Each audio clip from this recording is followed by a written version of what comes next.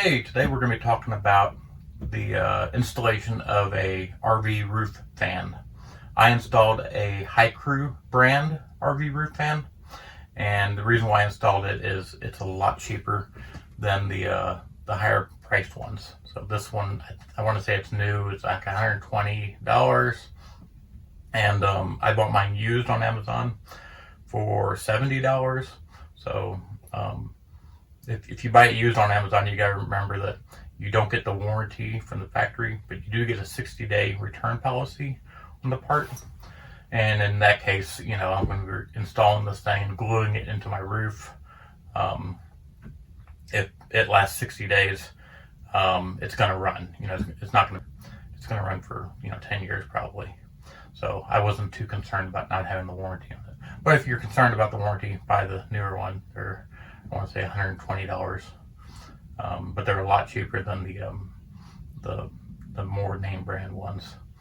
Another thing too is if you're installing these on an RV with a LiFePO4 battery, lithium batteries, those batteries run at a higher voltage. They usually run 13 and a half, 14 volts, even 14.8. The reason why that's important is these fans won't, they don't like that voltage because the computer's chips in them. And after time, even a year, they'll fry and you won't have a fan anymore. So you have to install a DC voltage reducer. I want to say again, it's another $20 online, but you have to have that. It's not a I want to have that. You have to have that if you're going to be installing one of these roof fans and you have a lithium battery. And then you install that right in line with the power going to your fan. So this is the High Crew fan. I installed this a couple days ago. It has all manual functions, so you crank it up, which I'm fine with, for the cost. And you got 3 for opening and blowing out. When you look at the blowing out, it's not fast, but it's quiet.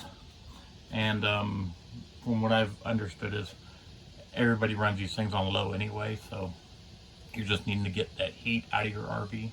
So running it on this speed is perfectly fine. You're just trying to suck that heat out of your RV.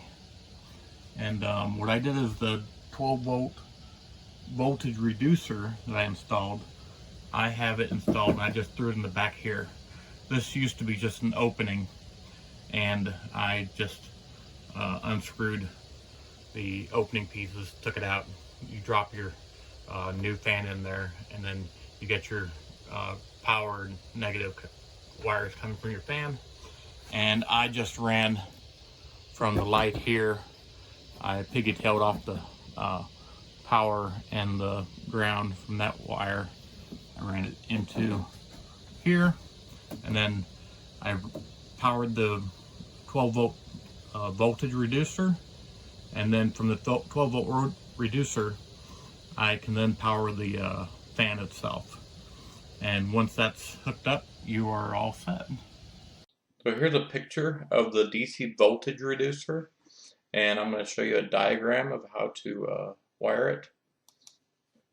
So here's the diagram of how to wire it, and this is your input power. So here's your ground power going into the device, and then the device itself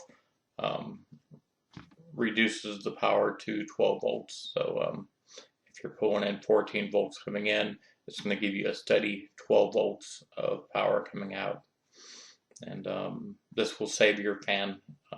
Like I said, there's so many people who have had fans on their RV, and then 6 months down the line, the fan quits working, and they think it's the fan's fault, but really it's the power coming into the fan. So you have to have this DC voltage reducer if you're going to be running any kind of lithium LiFePO4 battery on your RV.